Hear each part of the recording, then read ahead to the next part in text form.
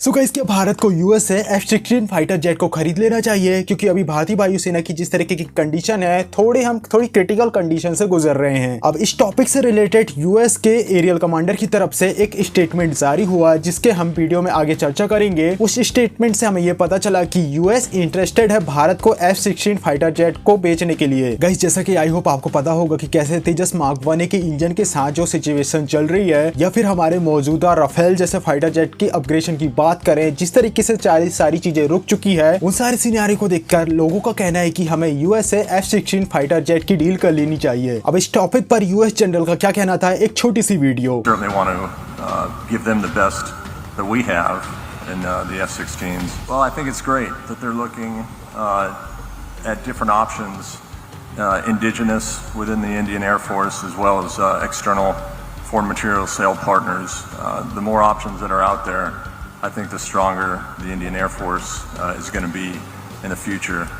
We certainly want to give them the best that we have in the F-16s, but ultimately it's going to be a choice for the Indian Air Force on what they want to do with their air defense. अब इस घटना के बाद लोगों के मन में बस यही सवाल है कि क्या हमें F-16 की तरफ जाना चाहिए, क्योंकि कैसे भी करके जिस तरीके के प्रेजेंट टाइम में सिनारियो चल रहे हैं, इस सिचुएशन को हम नकार नहीं सकते। हमें कैसे भी करके इसे टैकल करना होगा। पर सबसे बड़ा सवाल यही है कि क्या हम F-16 को सोल्यूशन की तरह देख सकते हैं। हम बात करें F-16 की, जो कि एक पुराना फाइटर जेट है जिसमें काफी कम जगह है, यानी कि अब जिस तरीके की टेक्नोलॉजी काफी ज्यादा इंप्रूव हो चुकी है, उन सारी सिनारियो को देखते हुए हम इस फाइटर जेट में ज्यादा कुछ अटैच नहीं कर सकते, इसमें ज्यादा कुछ बदलाव नहीं कर सकते, नई टेक्नोलॉजी को इसके साथ अटैच नहीं कर सकते। इसी एग्जांपल से आप समझ सकते हैं कि कैसे इसमें IRST जैसी फैसिलिटी मौजूद नहीं है। IRST एक ऐसा सेंसर होता है जो कि अपने रेडिएशन को नहीं छोड़ता, लेकिन दुश्मन के आ रहे रेडिएशन को डिटेक्ट करता है, उन्हें ट्रैक करके उनकी लोकेशन का पता लगा लेता है, जो कि काफी ज्यादा इंपॉर्टेंट होता है एक फाइटर जेट के लिए, जो कि इसमें मौजूद नहीं है। अब यहाँ पर आप ये भी कह सकते हो कि कैसे हम इसमें बाहर से अटैच कर सकते हैं, लेकिन जैसे कि मैंने तुम्हें पहले बताया कि कैसे इसमें उतनी जगह नहीं है। वही हम बात करें F-16 की एरियल परफॉर्मेंस की, तो इसकी एयर परफॉर्मेंस काफी ज्यादा अच्छी है, और इसी कारण इसी से मिलता जुलता वर्जन F-21, जिस पर लोगों को काफी ज्यादा रुझान है, क्योंकि इस फाइटर जेट में एयर से रडार मौजूद है, जो कि काफी ज्यादा इंपॉर्टेंट है। यही नहीं, इसे हम टाटा के साथ भारत में कोलैब करके इंडिजीनियस रूप में बना सकते हैं। अब जिस तरीके के सिनारियो चल रहे हैं इंजन को लेकर, और GE जिस तरीके से इंजन बाकी चीजों को डिले कर रहा है, तो हमें कोई ना कोई सब्स्टिट्यूट की जरूरत है। हम बात करें राफेल की, जो कि हमें फ्रांस से मिलने वाले थे, लेकिन उसकी जो सप्लाई लाइन है उसे देखकर लग रहा है कि यहाँ पर भी डिले होने वाला है। वहीं इसके उलट जिस तरीके से भारतीय वायुसेना की स्क्वाड्रन स्ट्रेंथ लगातार गिरते जा रही है, तो हमें इस चीज के लिए एक सब्स्टिट्यूट तो देखना ही है। पर सवाल यही है कि F-16 क्या हमारी सारी जरूरतों को पूरा कर पाएगा, और क्या USA इसे समय पे भारत को डिलीवर कर पाएगा। ये काफी ज्यादा इंपॉर्टेंट है, क्योंकि अभी सबसे ज्यादा बड़ा खेल है समय का। हम बात करें USA में F-16 के प्रोडक्शन की, तो इसे काफी कुछ कट ऑफ कर दिया गया है और इसे F-35 से शिफ्ट कर दिया गया है। अब इस टॉपिक से रिलेटेड कई सारी इंफॉर्मेशन से हमें ये बात पता चलती है कि वर्तमान में USA में केवल एक ही ऐसी फैसिलिटी मौजूद है जो कि F-16 को रोल आउट कर सकती है, जो कि 48 एयरक्राफ्ट एक साल में बना सकती है। पर दिक्कत की बात यह है कि ये कंपनी भी अपने प्लान को पूरी तरीके से रोल आउट नहीं कर पा रही है, और इनके ऊपर 128 एयरक्राफ्ट की प्री बुकिंग चल रही है। तो आप इसमें सोच सकते हो कि हमारा नंबर कब लगेगा। यानी कि अगर ये अपनी पूरी कैपेबिलिटी के साथ भी F-16 का प्रोडक्शन करते हैं, तो पूरे 3 साल लग जाएंगे, जो कि ड्यू को पूरा करने के लिए। इसे हम एक एग्जाम्पल से समझ सकते हैं कि भारत के अलावा एक ऐसा देश था जिसने F-16 की डिमांड USA से करी है, और वो है ताइवान। वो समय था साल 2019 का, जहां पर ताइवान ने US से